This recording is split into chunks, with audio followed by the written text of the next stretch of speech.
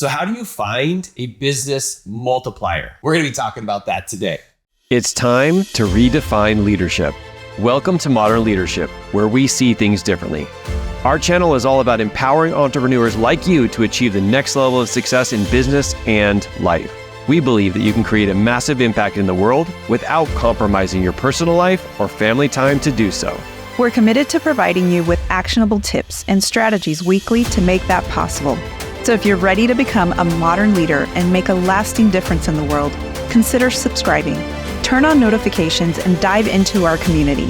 We want to thank you for being here because the world needs your leadership now more than ever. Let's go.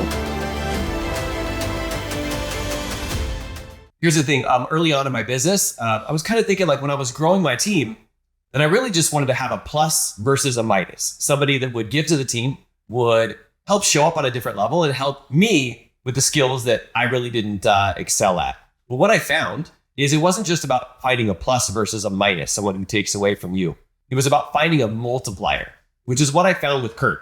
Now, here's the thing. I want to ask Kurt some questions today. I want to bring it here to the channel because I know there's probably some people out there who are like, how can I actually multiply not only my business, but the activities that I'm taking inside without having to actually make me be the person who does that all? And this is the guy for that. I mean, if you've seen any of our videos, any of our podcasts, any of the things that we have going on here in Modern Leadership, it's primarily him. I get to shoot about 30 minutes worth of video and he gets to spend the next, 6, 7, 8 hours making it look like that I know what I'm talking about. So here's the thing.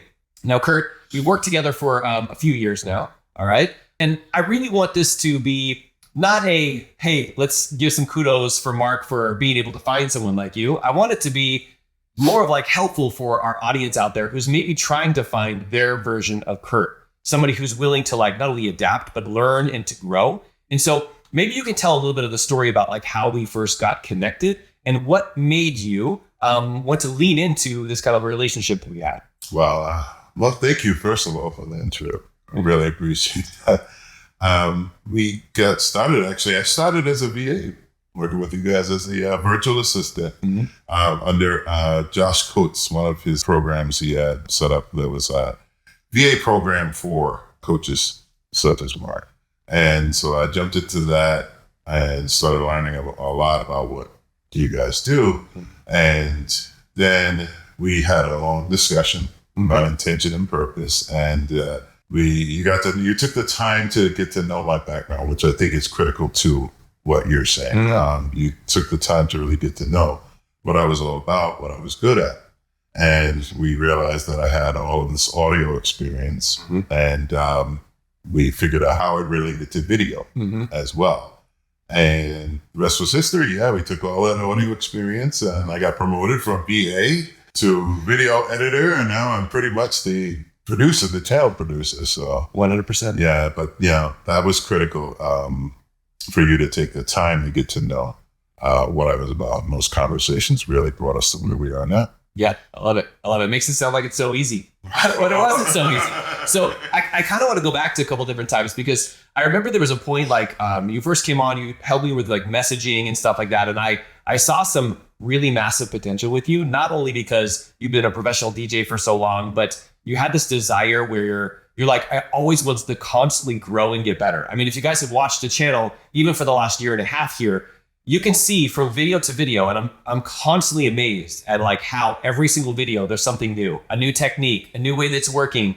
And my brain goes to like, what if somebody's out there and they're looking for somebody like Kurt and they're like, okay, I want to find somebody who's not just going to do what I tell them, but they're going to continue to evolve and get better and grow. So I'm kind of curious. Number one is that something that you've always had where you've always constantly been, I got to grow, I got to get better? And number two is like, what could someone do to attract someone who's like you, who is constantly wants to get better? It's interesting because we had a conversation last night about this. And it was one of the things that you have mentioned over the years that I've always had this intellectual curiosity, this desire to grow. And Josh, I also produce his channel and his podcast. And basically he was saying that one of the reasons why he really brought me on wasn't just the talent and skill. It was the fact that I had that intellectual curiosity. Way before I even gained any skills, I did a lot of reading and just got a view into the world, beyond my immediate circumstances. I would say definitely always be curious, always think about the world beyond your current borders. And that's what I did. Well, it's working out pretty good for all of us. But my question also is like, so if there's somebody out there who is like you, they're wanting to grow and continually adapt. What are some of the things that someone can do or say to actually get that person to be willing to team up with them, right? Because there's so much that you could do on your own, right? And I always think about this too, is like we each individually, like we can each excel in a specific area, but when we take each other's strengths and we bind them together, it just makes us able to go further and faster, without having to burn ourselves out. So what would you say would be something that would attract someone who is like that some of the business owners out there could use? Okay, so in your business, obviously, you know your business better than anyone else. So you know your strengths and your weaknesses. You know what you excel at, what moves the ball forward for you in your business, and you know the stuff you may not be so good at. I mean, Mark is always gracious enough to say that all the time, but the truth is, it does save you a lot of time and energy resources, and you're able to focus in on what you're doing better if you can stay focused on the stuff you do well. And that being the case, then you have to think, well, how can I fill in those gaps in what my business might be?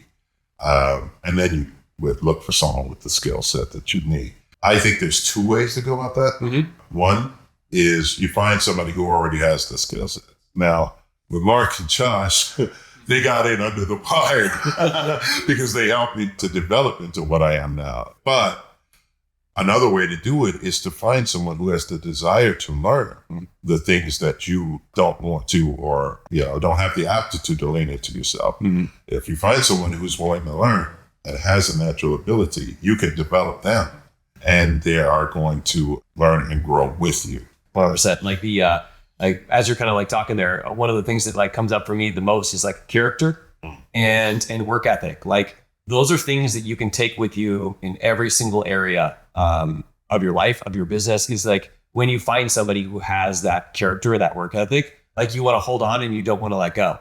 I remember it's at one point you were talking with me about like, hey, like maybe, moving on. Maybe there was like a point where like we almost actually separated, right? And I'm like, there's no way, Kurt, I'm going to follow you around everywhere if you try to do that. But it ended up working out for the better. But I'm curious, like, if you remember like that situation, if you remember like why you were getting the pull and what kind of actually brought us like closer together. I'm curious to hear what you say. Oh yeah, that's one of the best parts of the story, honestly, because at that point I was primarily in survival day to day. That was a pretty rough time. So it put me in a situation where I felt like I had to choose whatever was most financially viable. I was going to literally leave Mark's employee as a VA. I don't know what the plan would have been from there. And that was part of the thing, wasn't it? Mm-hmm. Because Mark and I had a serious heart-to-heart conversation. He asked me, what is it that I want to do? Like, what is my one purpose? If I had to distill it down, really concentrate on what is the one thing that I feel like I'm good at and I bring the most value to the world. And we talked about my audio skills. I know I wanted to do something in content creation, music, video. And that conversation was really important to me because I realized making the choice that I was going to make would have pushed me further away from my purpose instead of bringing me towards it. Mm-hmm. So you remember the conversation about us saying like you really have to zero in, especially when you're getting started. You really have to zero in on one thing. Pick that, master that one thing. I'm trying to be a jack of all trades. So once I came around to that new way of thinking, thanks to you, I really zeroed in on what I was doing. And Mark was kind enough to give me the opportunity to work in his employ as I was learning, which is very uncommon. So that's why I say you have to be willing to invest in somebody's growth. You really should. I think that's a great way to do things because it did work out in my case. And I think what happens is, like you mentioned, all right, we could have split, but the bond became that much stronger because we grew together. Mm-hmm. I would say that modern leadership wasn't then what it is now. No. And we all grew together. That bond is really irreplaceable. So. Yeah, I don't think we would be at the point we're at right now without you, because I would not have been able to do any of this stuff. But Neither would I. Neither would I. And you brought up a really good point. People who are like really tenacious, they want to achieve something, they're willing to do whatever it takes. Sometimes we try to become the jack of all trades. And I noticed that I do that, but I also noticed that you do that a lot too, which is when we had that conversation. I feel like maybe I had the conversation with you, but I also had the conversation with me at the same time of like, you can't be a jack of all trades. Like you have to pick your lane, and you have to go in with this desire of doing everything you possibly can to learn and to grow and to make that thing happen, rather than just being all over the place and like throwing things at the wall. And you tapping into your skills of not only audio, but video and all the different things that you do. And communication is also a really big piece, which is why I love getting you on video like this, even though it's not your favorite thing, is because you are a really great communicator. But it's like, instead of you trying to be great at 50 things, you're great at like 3 or 4 of them. And it's like world-class, like next level thing. I could sense that in you. And that's why I wanted to have that conversation, right? I'm like, Kurt, if you're going to go, I'm going to be kicking and screaming in this process, right? But I feel like when you find somebody like that, like the skills, yeah, that's cool. That's important, right? But if you find somebody who has the tenacity and who is willing to learn whatever it takes, you got to grab onto that person, because you can, just like them, like continue to develop your skills and their skills together. It's kind of like that force multiplier. I think Mark made a very important point there. As a leader, I don't think the job is so much to try to do everything yourself, as I have seen you try to do in the past. Yeah. As a leader, it's really important to be able to identify these qualities in other people, because that's the thing that you were able to lean into that got us to where we are now. Because it's only half of it is me willing to lean into being a master of whatever I was trying to do. The other half was you being able to recognize those qualities. And I think as a leader, taking that bird's eye view and really being able to see these qualities in people, that's very important. So I just didn't want to go over that point too quickly, because that is a really important skill. And you're good at it. Josh is good at it. All leaders that I've seen that are effective are really good at recognizing traits and qualities and characters in the people that they're working with, and helping to develop those traits. 100%. Yeah, I would highly encourage you, if you are someone who's looking for somebody for a position, you're looking to get a multiplier, to really think about that. Like, skills, yeah, you can pay for skills, and skills are great. But when you think about the character of that person, I mean, we've made a few hires on the team, right, since, where we've like looked at both, and one had like really incredible skills and one was more starting out, right? Yes. But that person, there was a lot of ego. There was a lot of like things that would be like, this would not be a good fit for the modern leadership team, right? I don't feel like it would be somebody who's, making family a priority, their health, making that impact with business, not just making it all about money. I kind of felt like that would be really a drain on everybody and all our core values here. So really being able to identify those core values and knowing who that person is, and if they're in alignment with it, I think that's critical. So, all right, so let me ask you this. One last thing is, like, if you had one tip that you could give someone today related to how can they find or develop that person that is going to be a multiplier for their team, what one tip do you think you'd want to make sure that the audience gets today? I would say to have patience. It's not always going to work out the first time, but just because it doesn't work out with a certain individual doesn't mean that the concept isn't set. We have had team members come and go. Most of us stayed, so we're really good. We're really fortunate in that sense. But there are going to be times when it doesn't work. But it doesn't mean the concept isn't sound. Be willing to be patient, help someone develop. And you're going to develop, not only the greatest asset for yourself, but the greatest asset for the world.